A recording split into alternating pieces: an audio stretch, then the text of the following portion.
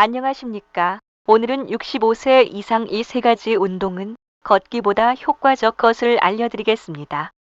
근력이 향상되면 점차 10회씩 2세트로 늘려가십시오. 중요한 것은 강도보다는 꾸준함입니다.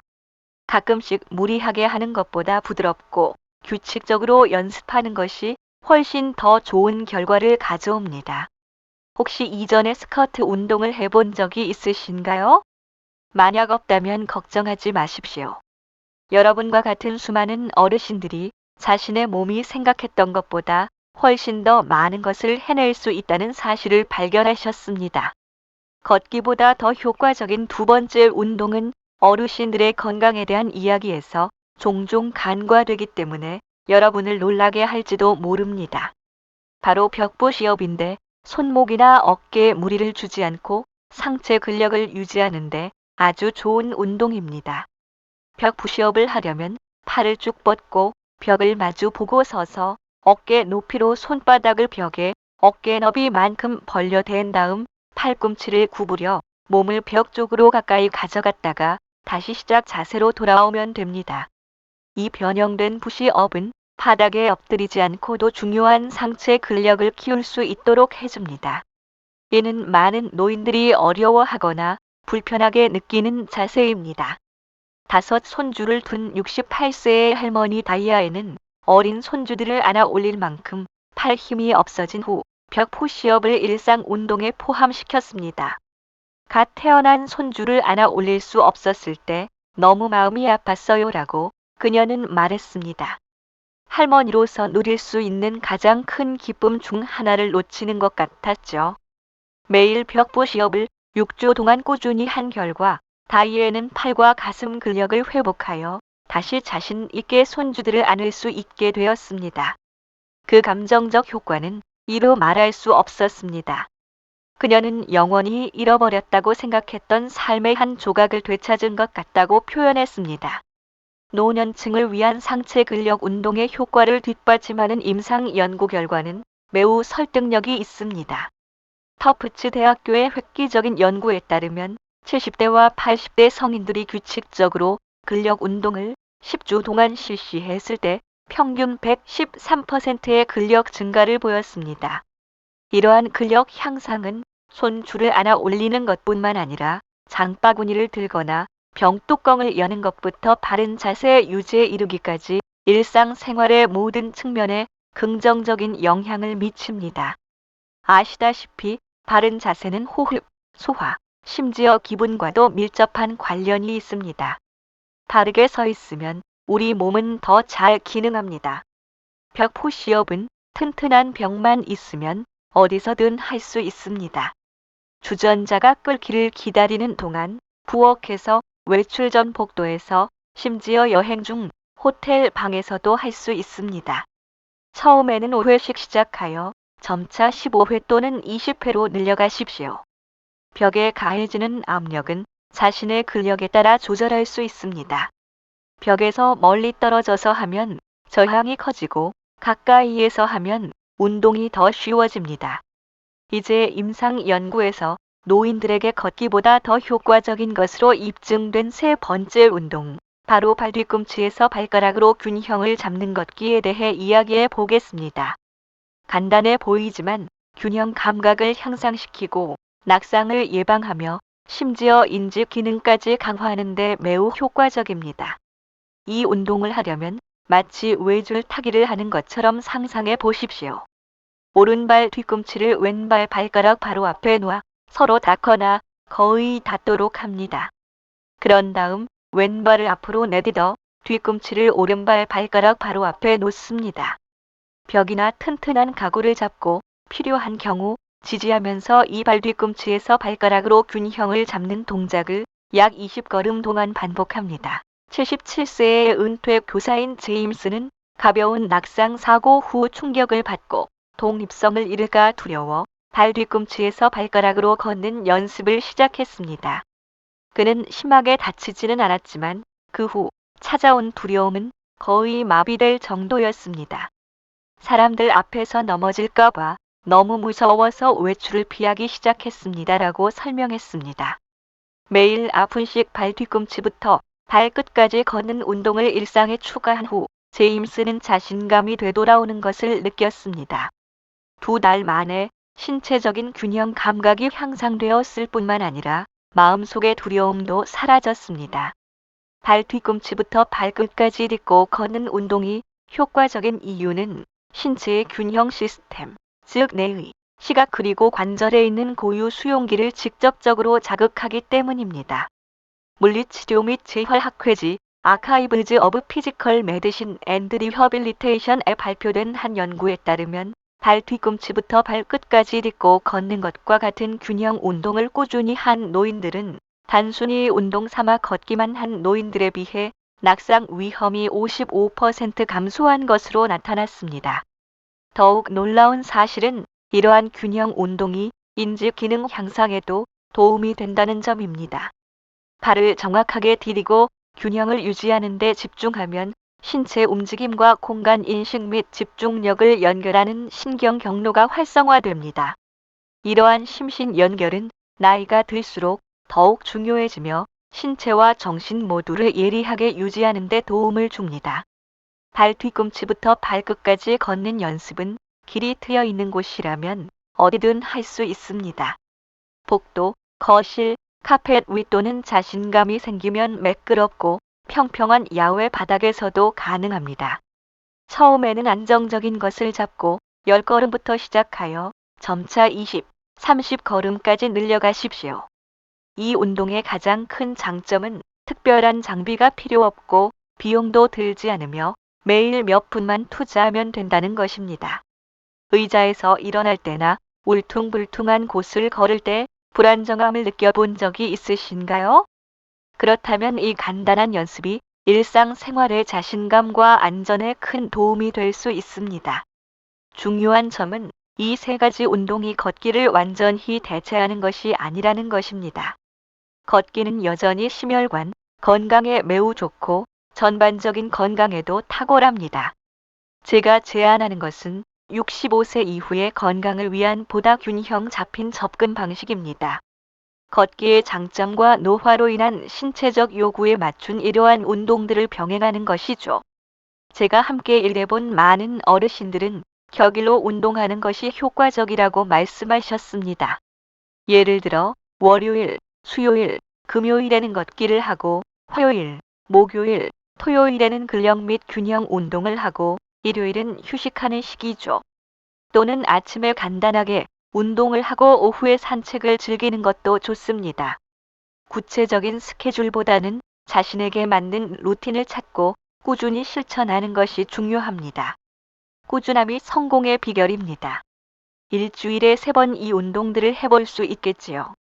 공개적으로 의지를 표현하는 것이 강력한 동기부여가 될 수 있다는 것을 알게 되었습니다.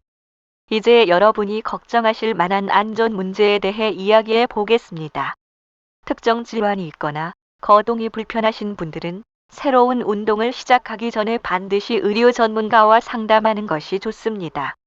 하지만 이 3가지 운동은 대부분의 어르신들, 특히 관절염, 골다공증, 심장질환과 같은 질환이 있는 분들에게도 적합하고 부드럽고 조절하기 쉽도록 특별히 선정했습니다. 실제로 무릎에 심한 골관절염을 앓고 있는 84세의 엘리노는 의자 스쿼트를 부드럽고 편안한 범위 내에서 하면 시간이 지남에 따라 통증이 줄어드는 것을 발견했습니다. 그녀의 류마티스 전문의는 이러한 통제된 움직임이 무릎 관절, 내 활액을 고르게 분산시켜 연골의 자연적인 윤활과 영양을 공급하는 데 도움이 된다고 설명했습니다. 엘리노는 매일 아침 의자 팔걸이를 지지대로 삼아 의자 스쿼트를 3회씩 시작했고 점차 횟수를 늘려 하루에 2번, 10회씩 했습니다.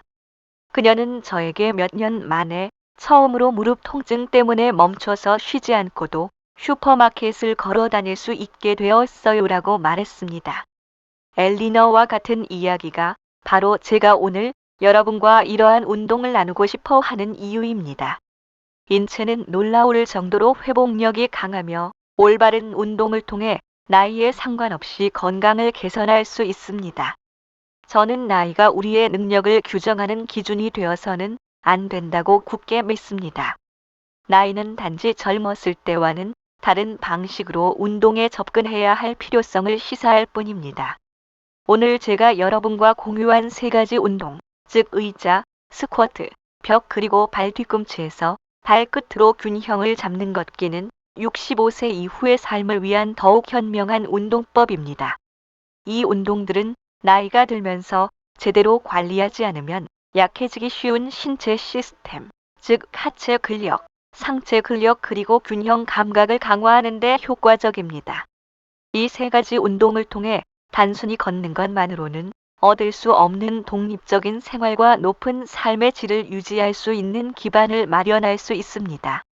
제가 특히 감명 깊게 생각하는 한 가지 이야기를 더 들려드리고 싶습니다. 91세의 마가 레스는 근력과 균형 감각이 점점 약해져 혼자 사는 것이 위험해졌기 때문에 요양시설로 옮기는 것을 고려해야 한다는 의사의 권유를 받았습니다. 하지만 마가렛은 독립적인 삶을 유지하기 위해 오늘 우리가 이야기한 운동들을 꾸준히 시작했습니다. 그녀는 작은 것부터 시작했습니다. 부엌 조리대를 잡고 의자에 앉아 스쿼트 5회, 벽에 기대어 89표 펴기 3회, 발 뒤꿈치부터 발끝까지 걷기 4걸음을 매일 꾸준히 했습니다. 6개월 후 정기 검진에서 같은 의사는 그녀의 놀라운 변화에 감탄했습니다. 낙상 위험이 현저히 줄어들었을 뿐만 아니라 전반적인 활력이 크게 향상되어 요양시설 입소에 대한 논의는 더 이상 필요 없게 되었습니다. 마가 레스는 의사에게 자랑스럽게 말했습니다. 지금은 10년 전보다 더 강해진 것 같아요. 그리고 가능한 한 오랫동안 집에서 살 계획입니다. 마가렛의 이야기는 나이에 상관없이 근력, 균형 감각 그리고 전반적인 기능을 향상시키는 데 늦은 때는 없다는 것을 아름답게 보여줍니다. 인체는 어떤 나이에도 적절한 자극에 반응합니다. 중요한 것은 자신에게 맞는 자극을 찾아 꾸준히 적용하는 것입니다. 그렇다면 걷기보다 효과적인 이 세 가지 운동을 시작하는 가장 좋은 방법은 무엇일까요? 저는 357 방법이라고 부르는 것을 추천합니다. 첫날에는 의자 스쿼트 3회, 벽 푸시업 5회, 발 뒤꿈치에서 발끝으로 걷기 7회만 하세요. 이렇게 천천히 시작하면 몸이 새로운 동작에 적응하면서 무리하지 않고 운동할 수 있습니다. 매주 각 운동의 횟수를 1회씩 늘려가세요. 한 달 후에는 의자 스쿼트 7회, 벽 푸시업 9회, 발 뒤꿈치에서 발끝으로 걷기 11회를 할 수 있게 되어 처음보다 2배 달러 이상 늘어난 운동량을 소화할 수 있을 겁니다. 이처럼 점진적으로 운동량을 늘려가는 것이 부상이나 탈진 없이 근력과 자신감을 키우는 비결입니다. 그리고 특히 처음 시작할 때는 운동 중에 안정적인 지지대를 잡고 하는 것이 좋습니다. 안전이 최우선이니까요. 이 운동들을 일상에 포함시키면서 운동 중과 후에 몸이 어떻게 느껴지는지 주의 깊게 살펴보십시오. 근육이 부드럽게 자극되는 느낌은 좋은 징조입니다. 운동이 효과를 보고 있다는 신호죠. 다음 날 가벼운 근육통이 생기는 것도 정상이며 오히려 운동 효과가 나타나고 있다는 증거입니다.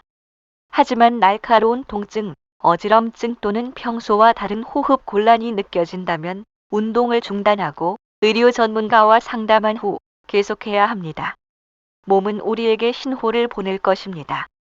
중요한 것은 몸의 신호에 귀 기울이고 그 신호를 존중하는 것입니다. 주변에 이 운동을 함께 배우면 좋을 사람이 있나요? 배우자, 친구, 형제, 자매도 좋을 거예요.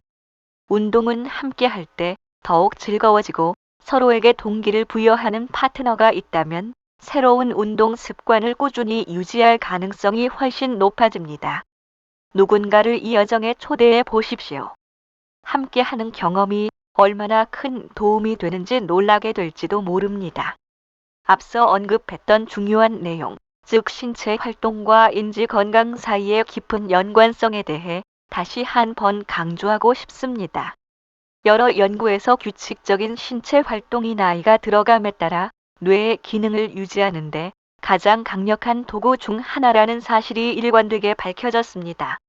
오늘 소개해드린 운동들은 단순히 근육을 강화하고 균형 감각을 향상시키는 것뿐만 아니라 뇌의 혈류를 개선하고 새로운 신경 연결 생성을 촉진하며 많은 사람들이 노화와 함께 두려워하는 인지 기능 저하를 예방하는 데에도 도움을 줍니다. 실제로 신경학 저널에 발표된 획기적인 연구에 따르면 규칙적으로 근력 및 균형 운동을 한 노인들은 앉아서 생활한 노인들에 비해 5년 동안 인지 기능 저하가 현저히 적었습니다. 연구진은 신체 활동이 뇌 건강을 위한 가장 효과적인 약 중 하나일 수 있으며 약물 치료와 달리 부작용 없이 다양한 이점을 제공한다고 결론 지었습니다. 저는 심신의 연결에 정말 큰 매력을 느낍니다. 76세의 프랭크 씨는 초기 기억력 감토의 증상을 겪고 있었는데 이 세 가지 운동을 매일 실천하기 시작하면서 예상치 못한 변화를 경험했습니다. 신체적인 힘이 향상되었을 뿐만 아니라 정신적으로도 더욱 명료해진 것입니다.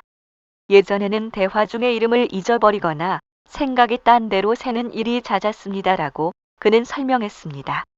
2달 정도 꾸준히 운동했더니 그런 일이 훨씬 줄어들었습니다. 머리가 훨씬 맑아진 느낌입니다. 프랭크 씨의 경험은 운동과 뇌 건강에 대한 연구 결과와 완벽하게 일치합니다.